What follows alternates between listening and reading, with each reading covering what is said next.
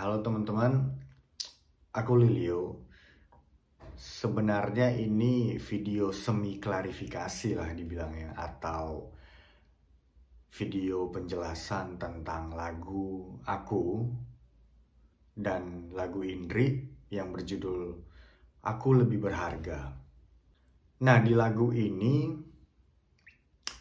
nggak kebetulan sih ya, memang sengaja kita ciptakan untuk menyadarkan kita semua tentang berharganya diri kita sendiri, tentang berharganya isi pikiran kita, tentang berharganya kata hati kita.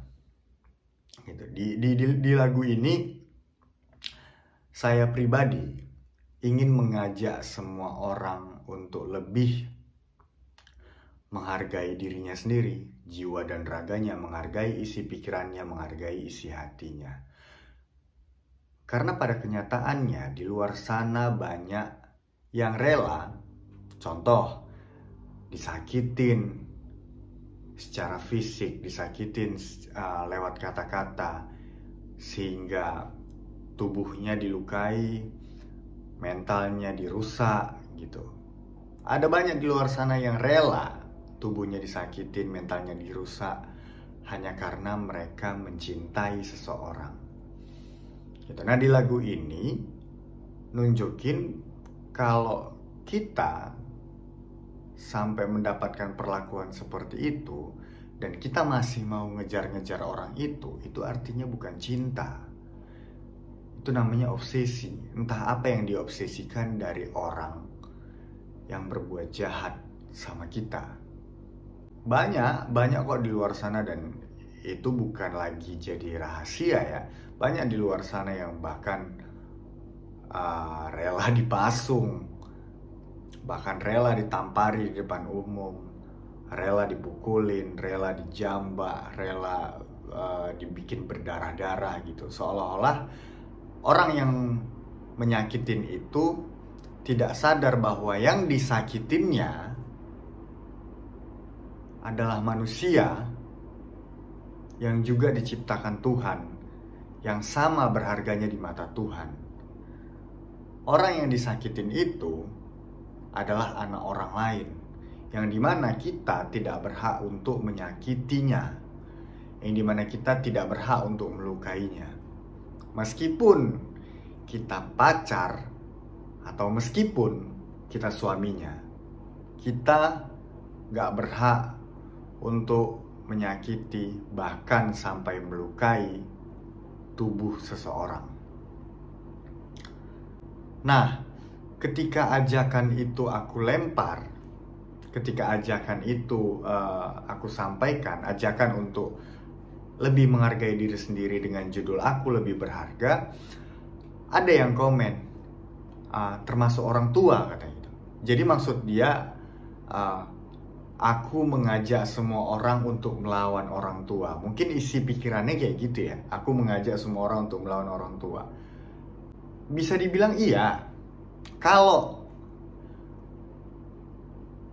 orang tua, iya, di situ aku balas komennya termasuk orang tua. Terus aku balas kayak gini. Jadi kalau seandainya orang tuamu suruh kau makan kotoran, kau makan lah ya. Jadi kalau seandainya kau disuruh orang tuamu kau jual dirilah kau ya, maulah kau ya gitu. Kayak apa ya? Siapapun yang memerintah kita, selama itu tidak masuk di akal, selama itu melanggar agama, selama itu menjadikan kita sebagai manusia yang kotor, yang bodoh, selama itu tidak layak, ya kita lawan. Siapapun yang suruh, selama itu tidak layak, kita lawan.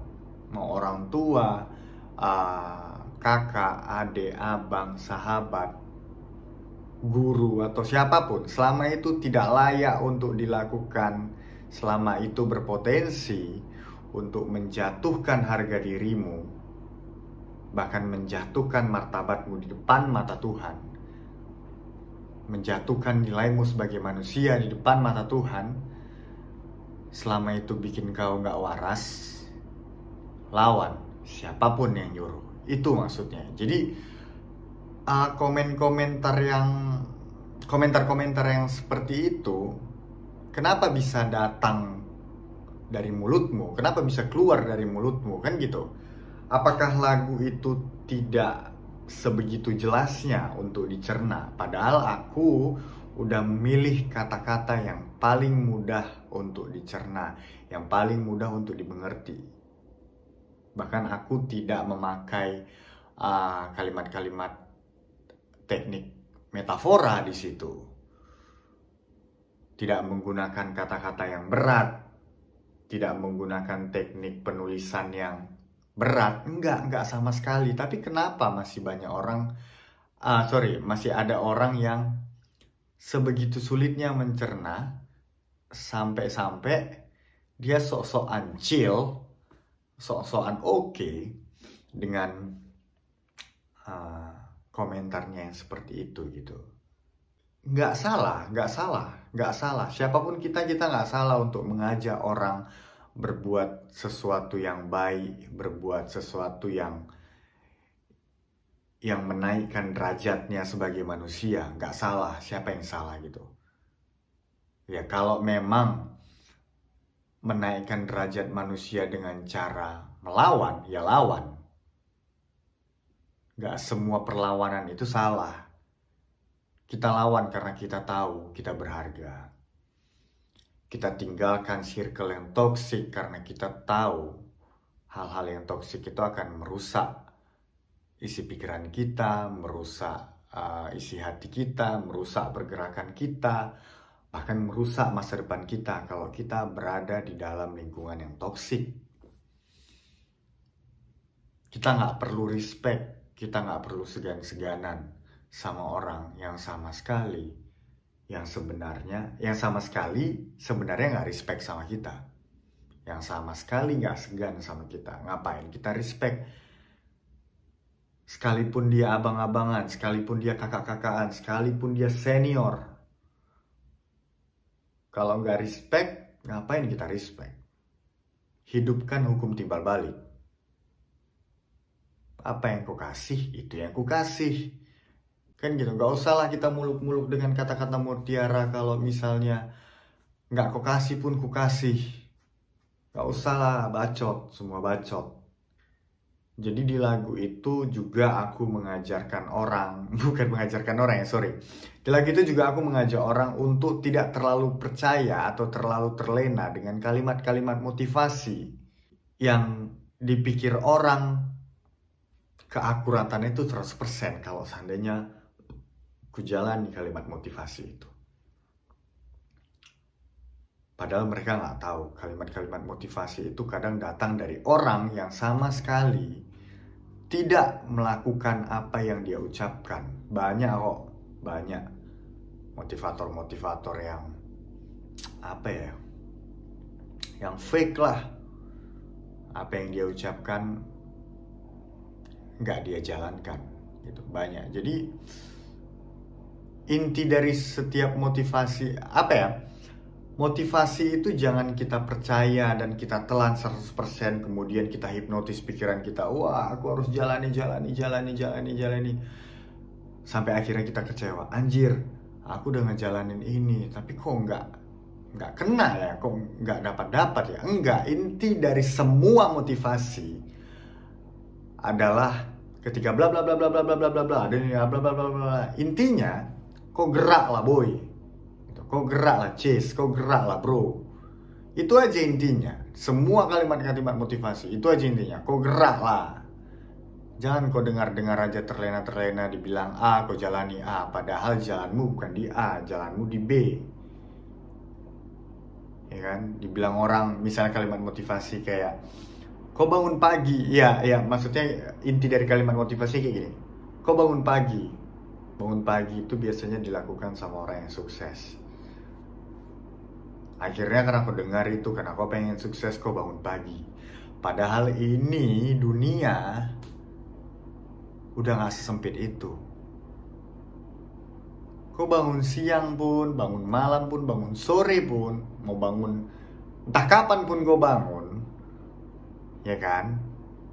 Kalau memang sudah tradisimu begadang, tapi begadangnya untuk bekerja, udah begadang aja. Kalau memang begadangmu untuk bekerja. Tapi karena kalimat-kalimat motivasi itu kau dengar, ya, katanya sukses harus bangun pagi. Begadang padahal kau malamnya. Cuman karena kau takut gak sukses dan kau dengar kalimat bangun pagi adalah kunci sukses, akhirnya habis begadang kau harus bangun pagi. Sukses enggak, penyakitan iya. Itu. Ya kau tidur aja seperlunya, tidur. Kalau kau bangun siang-siang udah kerja lagi kau siang sampai kau begadang. Kalau memang udah kayak gitu pola hidupmu, kalau udah memang kayak gitu pola tidurmu, gas aja. Yang penting kau bergerak, bukan nongkrong, bukan main. Kau kerja. Setiap kau bangun kau kerja. Bukan karena kau bangun pagi kau sukses. Kalau kau bangun pagi kau tapi kau nggak ngapa-ngapain, sampai mampus pun kau nggak akan sukses gitu. Terserah jadinya kau mau bangun pagi, mau bangun siang, mau bangun malam. Kalau pada dasarnya kau memang untuk kerja, kau pasti sukses. Itu sebenarnya intinya. Dan maksud dari lagu Aku Lebih Berharga itu bukan berarti kita menutup diri atau menutup mata terhadap lingkungan sekitar, terhadap dunia ini. Enggak gitu. Di situ kita pengen nyampein, hadapilah dunia ini dengan cara cintai dirimu sendiri baru cintai orang lain.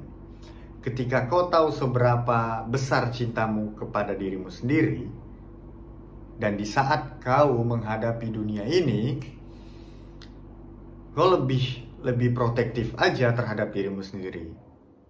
Jadi kemungkinan kau disakitin, kemungkinan kau ditipu, itu jadi minim gitu loh. Itulah fungsi mencintai diri sendiri. Kemungkinan-kemungkinan yang buruk itu jadi minim. Gak ada orang yang bodoh-bodohi kau, gak ada orang yang melukai kau, gak ada orang yang suka yang suka main tangan sama kau, gak ada orang yang mulutnya suka gak dijaga kalau ngomong sama kau. Itulah efek dari mencintai dirimu sendiri. Kau tahu pergi harus kemana, kau tahu tinggal harus di mana, kau tahu beraktivitas harus sama siapa. Kenapa kau tahu? Karena kau tahu dirimu. Karena kau cinta sama dirimu sendiri. Kau lebih cinta dengan kesehatan mentalmu. Kau lebih tahu untuk menjaga kesehatan mentalmu. Kau tidak mengorbankan kesehatan mentalmu hanya karena takut gak punya teman. Itulah hal paling bodoh di dunia ini.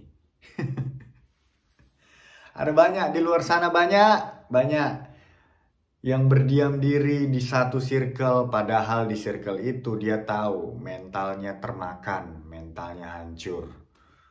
Tapi kenapa gak ditinggalkannya? Karena dia takut kesepian. Itulah bodoh. Dia gak eksplorasi hidup. Dia gak cari tempat di mana dia dihargai. Dia gak cari tempat di mana dia bisa didengar. Kenapa? Karena gak punya keberanian. 2022 gak punya keberanian. Mau jadi apa?